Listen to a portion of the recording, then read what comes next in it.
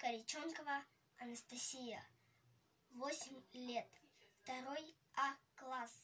Евгений Евтушенко. Хотят ли русские войны?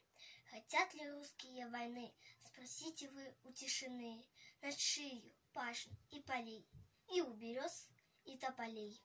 Спросите вы у тех солдат, что под березами лежат, и пусть вам скажут их сыны, хотят ли русские войны. Не только за свою страну солдаты гибли в ту войну, а чтобы люди всей земли спокойно видеть сны могли. Под шелест листьев и афиш ты спишь, Нью-Йорк, ты спишь, Париж. Пусть вам ответят ваши сны, хотят ли русские войны. Да, мы умеем воевать, но не хотим, чтобы опять солдаты падали в бою на землю грустную свою.